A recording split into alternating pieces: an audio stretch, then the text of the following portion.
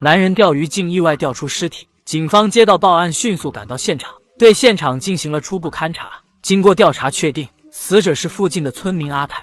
阿泰父母得到消息后悲痛欲绝，不过他们向警方提供了关键线索。阿泰失踪后，袁家紧接着摆了升学宴，而阿泰的父母在他家发现了自己儿子的鞋子，为此两人当时还大闹了一场，搞得众人不欢而散。根据这一线索，警方找到了老袁家。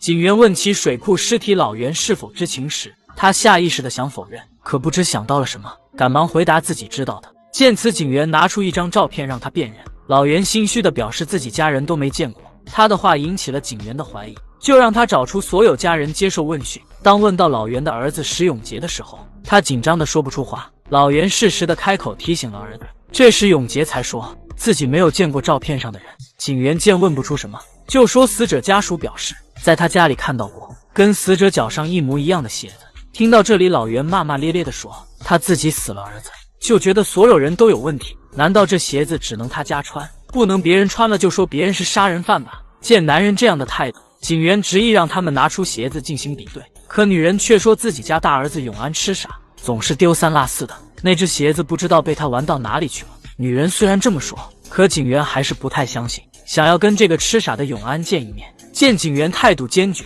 老袁只好带着警员找到了永安。警员本想上前让他辨认照片，可他却一言不发。警员看着他画的画，察觉异常，于是便问他画的什么。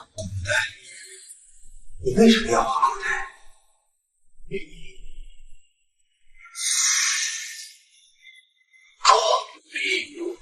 大儿子永安的话让一家人吓得大气不敢喘。虽然没有问出什么，可这一家人异常的表现还是让警员产生了怀疑。就在他准备离开时，另一名警员有了新的发现，在装尸体的编织袋内发现了一些杂草和泥土，经过比对就可以锁定嫌疑人。随后警员便对老袁家的杂草和泥土进行了提取。见此情形，三人都慌了神。等警员们都走后，三人在一起商量起来自首的事情。原来那天永杰考上了重点大学，为了感谢村里人多年的照拂，老袁决定摆几桌宴请邻里们。可回到家里的永杰看着满墙的奖状出了神，直到一个喊声才惊醒了他。来人正是以前的同学阿泰，这人游手好闲，好吃懒做。这次找到永杰是因为听说他在学校拿了奖学金，就想着借点周转一下。可永杰的奖学金是用来交学费的，说什么也不会借给他的。见永杰油盐不进，阿泰就出言威胁永杰，如果不借钱给他，就将有个傻哥哥的事告诉给他现在的同学们。说着就拿出一段视频，视频里正是哥哥被欺负的样子。永杰本想将视频拿回来删掉，可阿泰死活不松手，于是两人就争执起来。结果失手间，永杰将阿泰推了下去。当时家里一个人都没有，等父亲回来时天已经黑透，不料进屋时就被门口的东西绊倒在地。等他缓过神上前查看时，就发现地上赫然躺着一个尸体。当时他就被吓得魂飞魄散，好在妻子及时捂住他的嘴，才让他不至于叫出声来。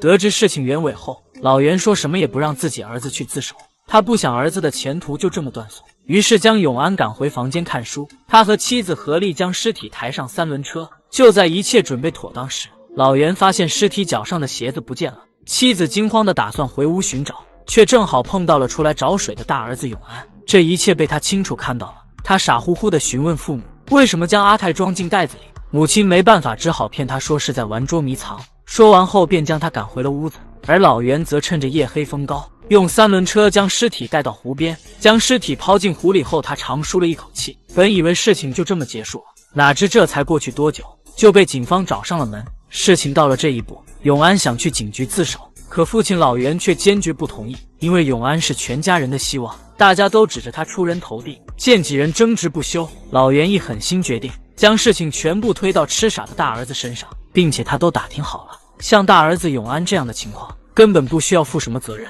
这样这件事就能大事化小，最后赔点钱不了了之。这样的话，永安就可以继续上学，全家就还有希望。永安觉得这样做对不起哥哥，说什么也不同意。可母亲边哭边劝，让永安动摇了。最终一家人就这么决定了一切。之后父母陪着大儿子饱餐了一顿，完事后开始一字一句的交代他。可本就痴傻的大儿子永安怎么能记住这么长的句子？无奈老袁只好交代儿子说摔死的。见儿子终于说了出来，老袁也很开心。可当他交下一句的时候，大儿子永安怎么也不愿意学。他虽然痴傻，但是自己没做过的事情，无论如何都不会承认。本来母亲还想说让大儿子慢慢学，老袁听后大发雷霆，再慢慢学警察就查过来了。说完就拉起大儿子到院子教他推自己。永安任凭老袁怎么说都不动手，气急的老袁直接就是一巴掌打在了大儿子永安脸上，还恶狠狠地咒骂起来。这样的情况让永杰再也坐不住，冲出来制止了父亲。看到跑走的哥哥，永杰本想去安慰，可怎么也找不到哥哥了。心急如焚的他终于在村子外找到了哥哥，可哥哥说什么都不愿跟他回去。直到这时，哥哥口中还喃喃地说道自己没有推人，推人不对，不能说谎。即使如此，哥哥依旧没有怪他，还拿出怀里珍藏了很久的点心。永杰心中愧疚不已，边吃边哭。可他知道自己已经回不了头了。回到家里，母亲见大儿子还是不愿说，就决定放弃劝说，自己去顶罪。可哥哥却突然问永杰为什么要哭。父亲指责大儿子永安说，要不是因为他，永杰就不会哭。永安为了不让永杰伤心，连忙说让永杰不要哭，并且说出了是我推的这句话。父亲见永安终于听话，瞬间喜笑颜开。第二天，父亲就亲自将大儿子永安送进了警局。面对警方的审问，永安不假思索地承认了一切。之前阿泰让他学狗叫，还打他，是永杰帮他解围，后来还教他认字画画。随后经过鉴定，永安确实有精神类疾病，因此并不承担法律责任。但是因为老袁帮忙处理尸体，是要为自己的行为负责，并且还要对阿泰家做出相应的赔偿。这件事在村里基本也瞒不住了，估计以后的日子也不会好过。老袁带着永安来给阿泰祭拜，可阿泰父母说什么也不愿原谅他们，把他们带来的赔偿扔在了地上。阿泰父亲不依不饶，让他们全家给阿泰磕头赔罪。老袁心知理亏，什么都没多说，按着儿子就鞠躬。母亲看不下去，拦住了老袁，自己跪了下去。可阿泰母亲丝毫不领情，对着他们就是拳打脚踢。好在永杰及时赶到，制止了一切。回到家里的老袁觉得经此一事，阿泰父母出了气，说不定事情就这么过去了。之后的日子里，他们明显的在村子里被排挤了。可老袁依旧不以为然，他依然觉得等永杰毕业了，自己家就能扬眉吐气了。可他不知道的是，更糟糕的还在后面呢。大儿子永安找之前的玩伴玩耍，可那些孩子都说他是杀人犯，说什么都不要跟他们一起玩，甚至一起拿石头砸向他。永杰再一次出现救了他，可这次永杰愧疚的无以复加。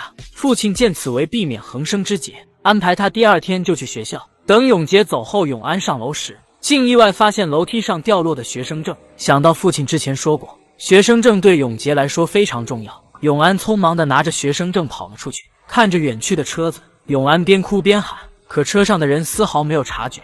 看着越来越远的车子，永安抹了一把眼泪，再次向前追去。可他丝毫没注意到旁边的小院冲出了一个女孩，这下女孩摔倒在地，永安慌忙道歉，顺势拉女孩起来。可女孩坐在地上一动不动，只是一个劲的哭泣。这一幕被女孩父亲看到，一把推开了永安，还说他是在拖小女孩，这让女孩母亲大怒，对着他破口大骂。这下引来了不少村民，听到女孩母亲的讲述，都认为是永安再次发疯伤了人，于是叫人将他送回家里去。可永安还要赶去给弟弟送学生证，无法解释清楚的他拼命挣扎，一用力将身边人全部甩了出去，这样更激怒了众人。几人联手将他摁住。看到近在咫尺的学生证，永安不甘心地咬了旁边人。这一行为让众人彻底认为永安就是个疯子，不仅会伤人，还不用负责任。一旁的人为了制服他，一脚踢在了他脸上。可永安即使受伤严重，依旧拼命地朝学生证爬去。这一幕看在别人眼里，就是永安在找石头反击，当即一个大妈就朝着永安的手狠狠地踩了下去。阿泰的父亲为了给死去的儿子报仇，也趁机狠狠地打着永安。与此同时，买杯子的永杰听到了路过村民说自己哥哥被打了，他心急如焚地向村里跑去。回去看到被打得伤痕累累的哥哥还在护着自己的学生证，永杰气不打一处来，就打算带哥哥回家。可村民们却不愿意，说放他回去他还会伤人。村民的不依不饶和哥哥的维护，让永杰终于将一切说了出来。父亲看到这一幕就要将永杰拉走，可永杰心意已决，将那天的事情一五一十地说了出来。原来他早已经被学校开除，再也不可能是全家的希望了。之前他在村子里学校数一数二，但是到了大城市他才发现了差距，不管怎么努力都无法再进一步。知道全家人都将希望寄托在自己身上，他不敢把事情告诉父母，怕他们失望。没办法，他只能说谎骗了所有人。到了后来，他甚至什么都学不进去了。期末复习的时候，他无意发现了考试的试卷，于是趁人不注意将试卷拷贝了下来，然后将试卷分享给了关系要好的朋友。哪知事情越传越广，最后整个年级都知道了。有同学将这件事情举报后，整个年级的成绩都作废了。因为事情影响太过于恶劣，所以学校将他开除了学籍。回到家，他几次三番想将事情说出来，可看到父母将所有的希望都寄托在了自己身上，他无论如何也没办法开口。那天阿泰确实是来找他借钱，但真相却是阿泰知道他期末作弊被开除的事情了，并且他还查了学校的网站，确定了事情的真实性，于是就拿这事威胁他。两人为此争执起来，无意间失手将阿泰推了下去。事到如今，他真的坚持不下去了，也不想再欺骗家人。最后事情真相大白，永杰也被带回了警局，面对他的将是法律的严惩。老袁夫妇将所有的希望加注在永杰身上，由于背负了沉重的压力，永杰最终心态失衡，选择了作弊，被学校开除，从此一错再错。为了掩盖这一切，失手导致阿泰死亡。父母为了帮他掩盖真相，一再铤而走险，也触犯了法律。本期故事到此结束，点赞加关注，下集更精彩。